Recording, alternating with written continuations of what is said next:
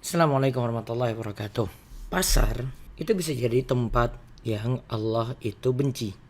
Dari Abu Hurairah radhiyallahu anhu, Rasulullah sallallahu alaihi wasallam bersabda, "Ahabul bilad ilallahi masajiduha wa abghadul bilad ilallahi aswaquha." Tempat yang paling dicintai oleh Allah adalah masjid, dan tempat yang paling dibenci oleh Allah adalah pasar. Imam Yahya bin Syaraf An-Nawawi Asy-Syafi'i rahimahullah dalam Syarah Sahih Muslim menjelaskan hadis di atas, itu hadis tadi, tempat yang paling dicintai Allah adalah masjid, karena masjid tempat ketaatan dan didirikan atas dasar ketakwaan. Sedangkan tempat yang paling Allah benci adalah pasar. Karena di pasar adalah tempat tipu-tipu, pengelabuan, transaksi riba, ada situ janji-janji palsu, ada situ pengingkaran janji, dan mengabaikan Allah, serta hal serupa lainnya. Nah, kalau di masjid itu tempat turunnya rahmat, berbeda halnya dengan pasar. Demikian kata Imam Nawawi dalam Syarah Sahih Muslim tadi. Jual beli itu bisa melalaikan dari ibadah. Makanya perintah sholat Jumat itu dikaitkan dengan perintah meninggalkan jual beli. Disebutkan dalam hadis Jabir radhiyallahu anhu bahwasanya Nabi sallallahu alaihi wasallam berdiri berkhutbah pada hari Jumat. Faja'at 'irun minasyam. Lalu datanglah rombongan dari Syam. Fantaqalan nasu ilaiha. Lalu orang-orang itu pergi menemuinya. Nah, lihat, mereka meninggalkan sholat Jumat tuh, sehingga tidak tersisa kecuali 12 orang saja.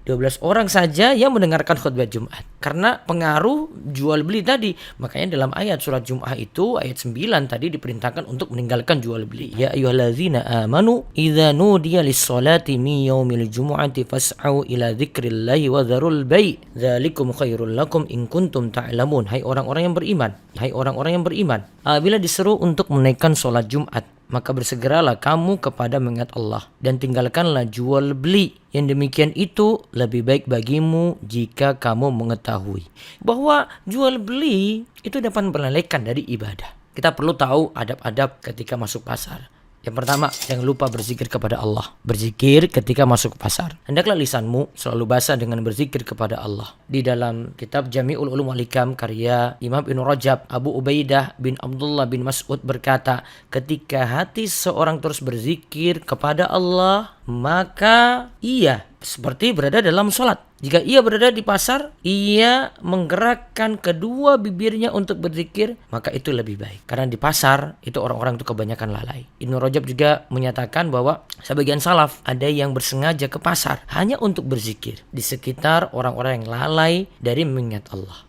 Nah, itu kiat yang pertama. Terus yang kedua, adab yang kedua adalah masuk pasar itu seperlunya. Coba perhatikan perkataan dari Salman Al-Farisi berikut ini. La takunanna in istata'ta awwala may yadkhulus suqa wal akhira may yakhruju minha fa innaha ma'rakatu syaitani wa biya yansibu rayatahu. Jika Anda mampu, janganlah menjadi orang yang pertama kali masuk pasar. Jangan pula menjadi yang terakhir keluar darinya, yaitu keluar dari pasar. Sebab pasar adalah tempat perangnya setan, di sanalah ia menancapkan benderanya. Kalau kita pahami dari sini berarti pasar di tempatnya setan. Karena tadi ya, kerusakan-kerusakan yang ada, tadi penipuan, riba, hal-hal muamalah yang rusak itu ada di pasar. Namun ingat, masuk pasar itu ketika butuh tidaklah disebut makruh.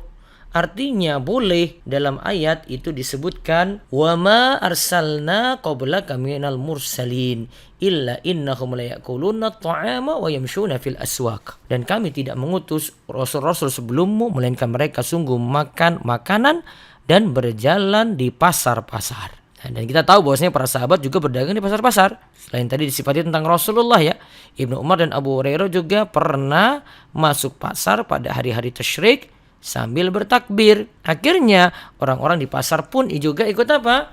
Ikut bertakbir. Nah, itu alasannya. Terus adab yang ketiga lagi, jangan lupa wanita yang ke pasar hendaknya memakai pakaian syar'i. Ya, karena Allah itu katakan wala yubdina zinatahunna illa ma dhahara minha. Hendaklah wanita itu tidak menampakkan, janganlah menampakkan perhiasannya kecuali yang biasa tampak daripadanya. Para ulama berbeda pandangan. Ada yang katakan bahwa yang boleh ditampakkan adalah pakaian saja. Yang lainnya itu jadi perhiasan yang tidak boleh ditampakkan. Ada yang mengatakan bahwasanya perhiasan yang mesti ditutup adalah celak dan henna, dan perhiasan yang lain tidak boleh ditampakkan. Juga dia mengatakan bahwa yang boleh ditampakkan adalah wajah dan telapak tangan saja.